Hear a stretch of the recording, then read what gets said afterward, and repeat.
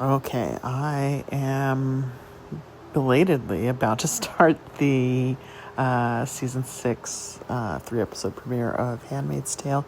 I could have started hours ago, but I was catching up on some other stuff. And I haven't finished my rewatch. I got as far as about halfway through season 2, episode 4. So there's so many other things that I've seen and screenshotted that I want to talk about. So I think I'm just gonna, keep going with this, as I've always really loved the show. But I know one thing I want to talk about. There's a couple. I have a list. I have an ongoing list. Is from the screenshot that is the cover of this video.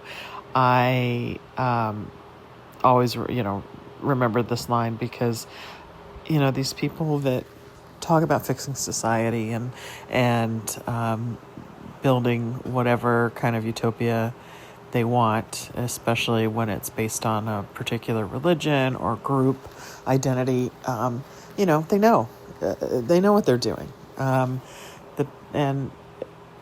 it's funny because I feel like Serena Joy and Fred, they're almost more sincere in that they were worried about underpopulation and the falling birth rate, which was extreme, not like the falling birth rate we have now, which is the result of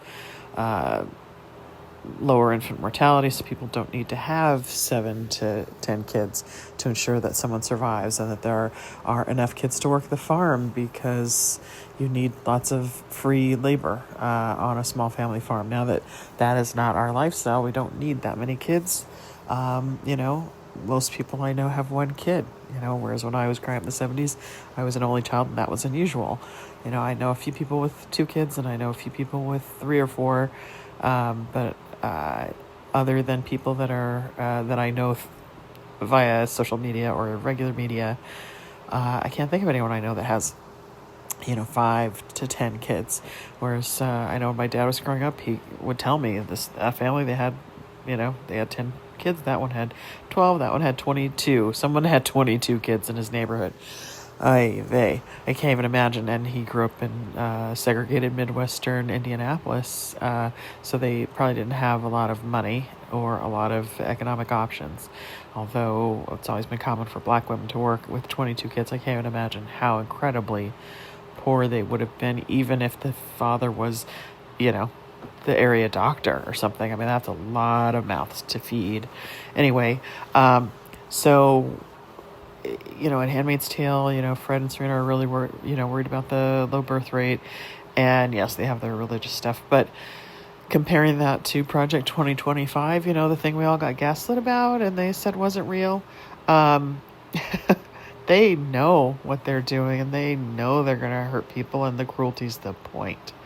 It is take away education, because having an uneducated population, first, that's lower income because they're less educated, and secondly, they don't have the critical thinking and analysis skills to question the government or the propaganda wing of the Republican Party.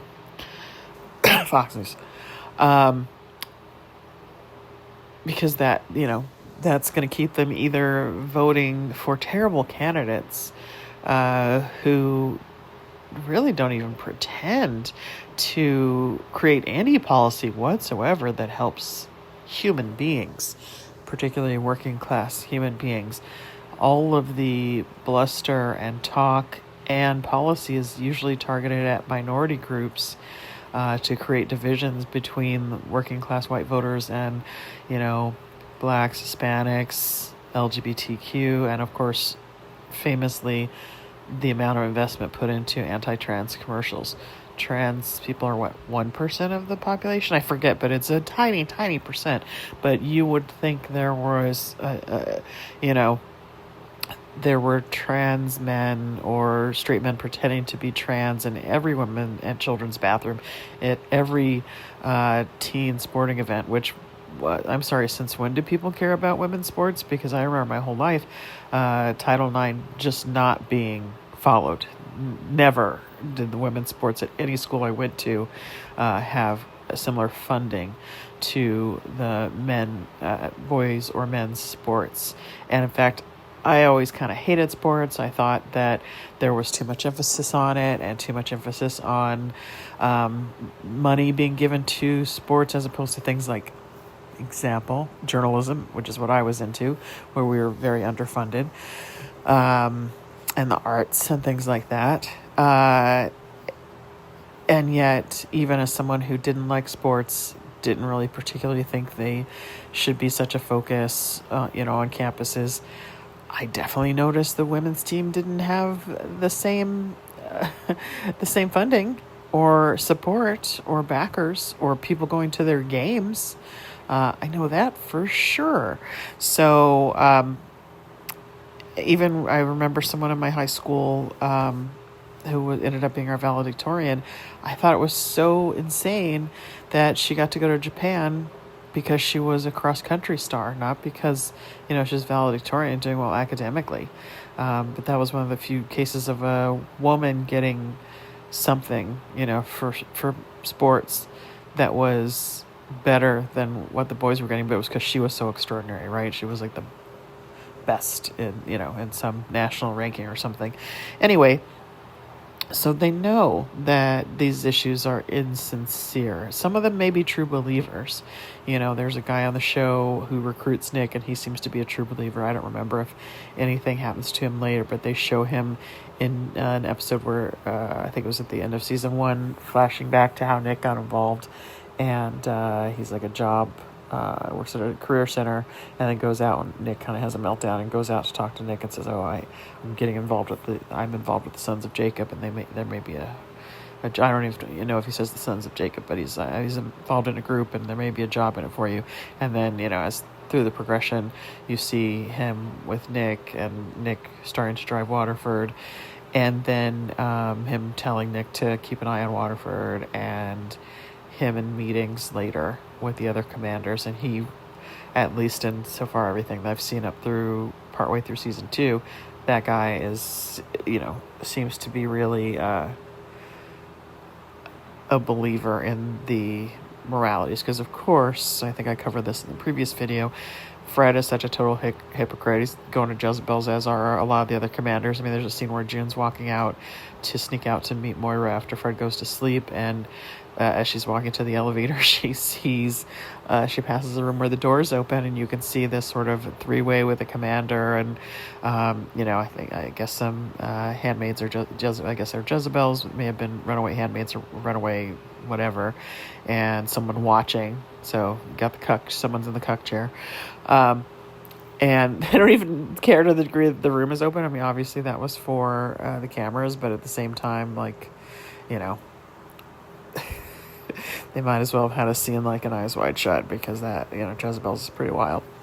Anyway, so I remember in the book, probably the June character talks about how, of course, they had to make it a ceremony. And actually, the guy I'm talking about that was Nick's mentor came up with that. I think he came up with that idea that the wives would be present, and I forget what he called it originally, and I think Fred came up with the idea of ceremony because he, as I recall, is the marketing guy. And in the book, June says something like, yeah, of course the men came up with this, because at this time, I think even when the book was written, it was after the 70s when we had in vitro. They could have used that. They could have used in vitro, right? Of course they have to have sex with the handmaids, and even with their wives present, which they can, in their minds, they can act physically on the outside world like it's this ceremony or pious thing, and read the Bible first. But on some level, they're getting like their threesome fantasy. Like Fred actually, when June tries to manipulate him into going back to Jezebel's, he goes along, but then goes straight to the room first, doesn't even stop for a drink. And he tells her afterwards, I realize, you tricked me. I'm not stupid. I know you came here because you wanted to see that woman that you were talking to before. And then he has Moira brought up, right on time. And he thinks he's getting a threesome with Moira and June. He's really disappointed they're just friends. Which I love. I love for Fred to not get his way. Um, anyway, but obviously, all these commanders are into different things. Some of them are no doubt gay, on and on and on, and not unlike what we see a lot of Republicans here who are closeted and have been caught, and others that are rumored to be gay or have whatever. Peccadillos that they publicly judge and privately get into. And so I want to contrast that with what we see from the Handmaid. See, you have this control that you see with Fred and the other commanders and the leaders of Gilead. But then you have these examples of community, and I really want to talk about the opposition of control versus community, because what we have now is people in charge that want to control everyone else's behavior, who gets to live here, who is a citizen, who can speak publicly, who can get an education.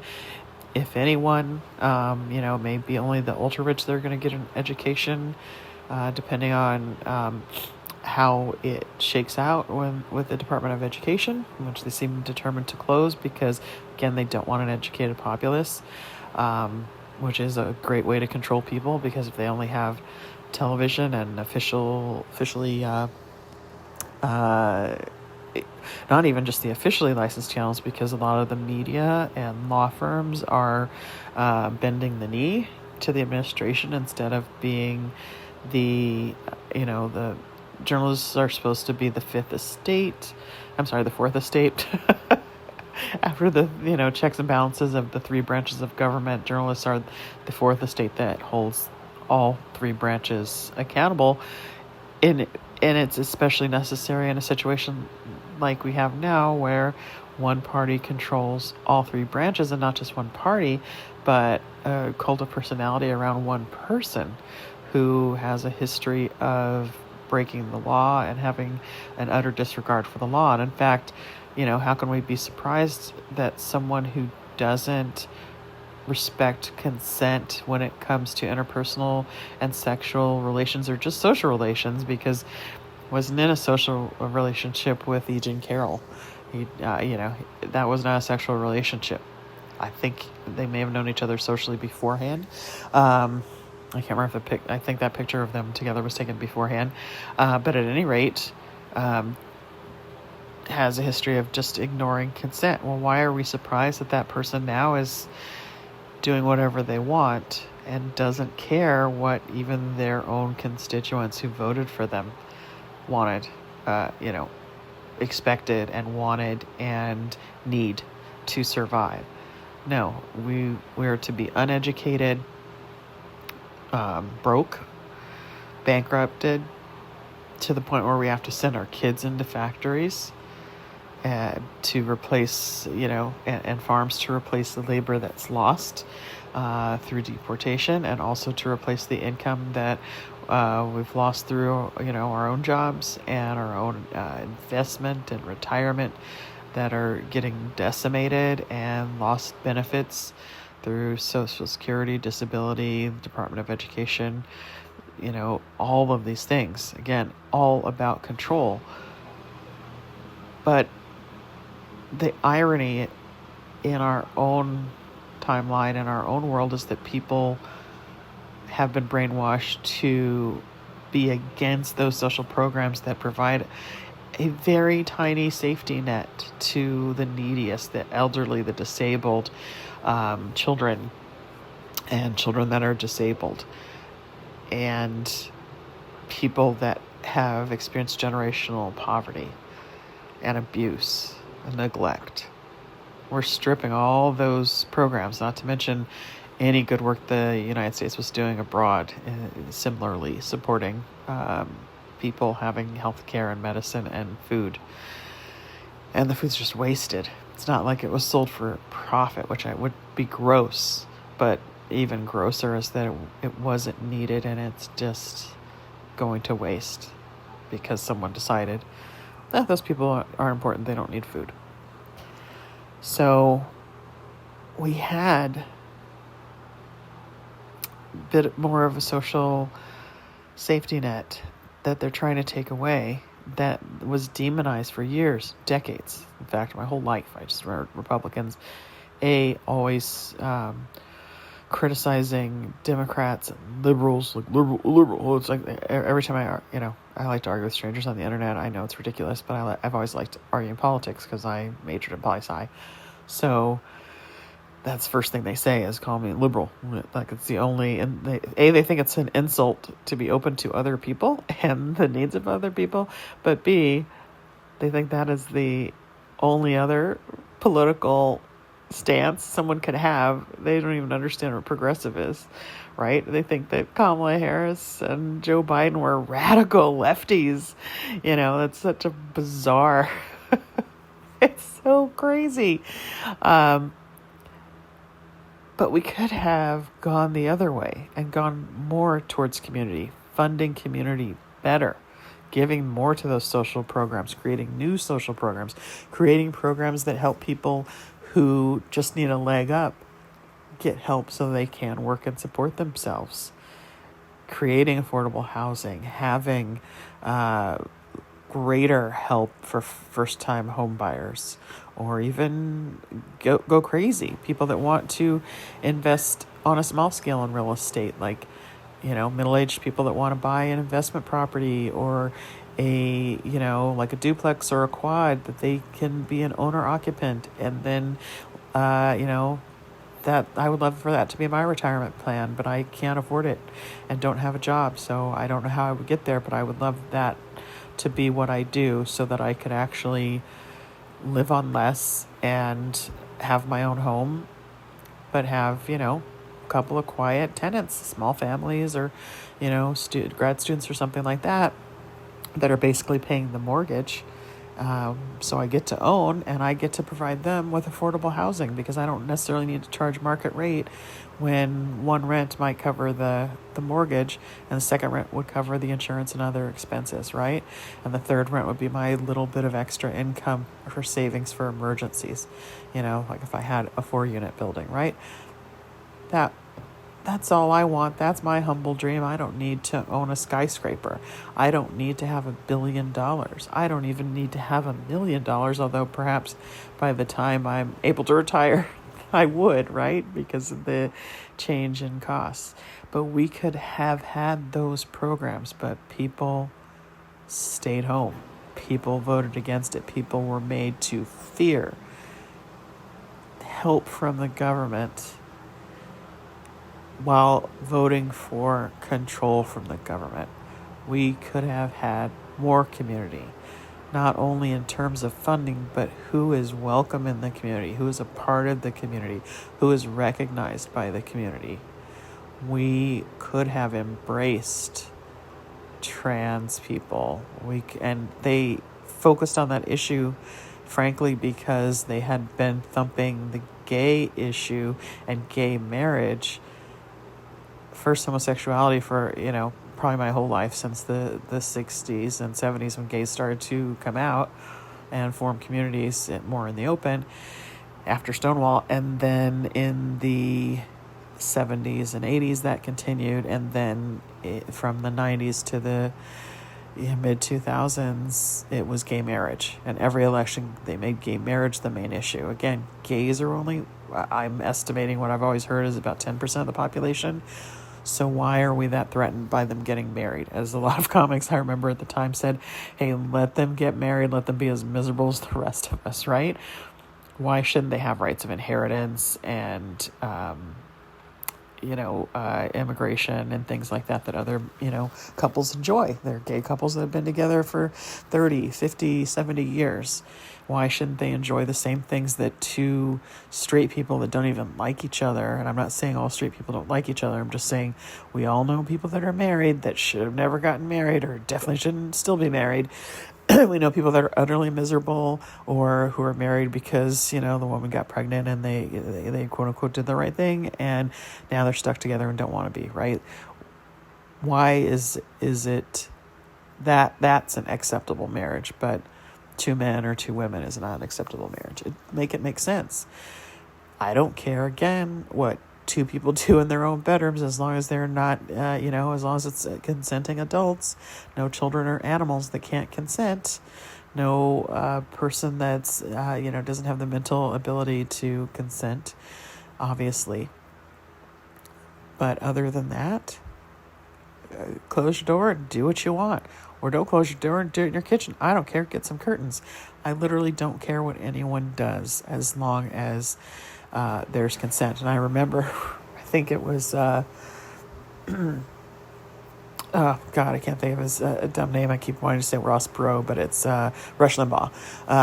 I think he's the one that said something like, liberals, you can do whatever you want, as long as, you just have consent. Yeah, you can. Yeah, I don't care what 2 people do, or 3 or 4 or 5 or 10 do, as long as everyone's consenting and an adult that is able to consent. I don't care. It's none of my business. It's only my business or the state's business when they're harming someone who can't give consent, who is somehow vulnerable, that needs protection by the state or other people. Otherwise, none of my business. Let them in the community. Don't care. I can tell you, and I may have mentioned this before, I was very homophobic. I remember making Rock Hudson jokes when he died. I didn't even understand the joke because I was so naive and so had no sexual experience, didn't know anything about sex, and I repeated a stupid Rock Hudson joke. And I remember in the early 90s when gay was said, the word gay was used as a not so much a slur, but like an insult, that you're weird. Oh, that's gay. I went through that phase. I've evolved. And many people have evolved to the point where, gay marriage became legal, and everyone seemed pretty okay with it. I'd see people in the South and the Midwest and tiny towns, embracing their gay kids, going to their kids' weddings, and, I saw less and less of the people that had been disowned and had no relationship with their parents, or only had a relationship with one, usually their moms, right? I saw so much less of that. I saw people being embraced by the community, not just the gay community they'd had to create to survive, but the broader community embracing them, and it just being, nothing, just being like anyone else. And I think that's everyone's dream, is that we would all be treated as a welcome member of the community. Do your own thing. Follow your own religious beliefs if you have them, or don't. Own a home. Be safe in your community. Be welcome. Be able to walk safely and shop, or take a stroll, use the parks, use public facilities, be protected by police would be a nice one for everyone, to equally be protected by police. I say, as there were huge protests all weekend, and the police didn't have huge numbers or walls of people in riot gear and shields. I haven't heard about people being shot in the face with rubber bullets. And it's super sad, because we all know the reason is because Black people stayed home. And they were able to control their fear of crowds somehow, even though the crowds looked similar to what we saw in 2020. Anyway, I'm going to include some other shots where we see community. And I think these are some lovely moments, like when they go to Stone Janine, and first of Glenn says, I can't do it. And I can't stone Janine. And then Offred holds her rock and then drops it, and then everyone drops it. That's what community can be. Community can stand up against the state. Yeah, they get punished afterwards, but they stood together and said, we're not doing this. You cannot make us kill this person. And that's the season 1 finale. It's season 6, and Janine is still alive. I'm not sure how many years later it's supposed to be, but like Hannah is going through puberty, so I think it's probably at least meant to be the 5 to 10 years. I don't know. It gets wonky because Nicole is still a baby, June's other daughter, and she was conceived at the end of the first season. So I think it's just so important for us to remember examples like that. There's another example. Actually, there's a couple more examples when Moira gets to Canada and she's welcomed and she's given money and a cell phone that's paid up for a year and a health insurance card and a prescription card. And I think they give her some kind of like food card or something like that. And I think there was even some kind of provision for housing that she was going to get. And she's just shell-shocked because she's just escaped.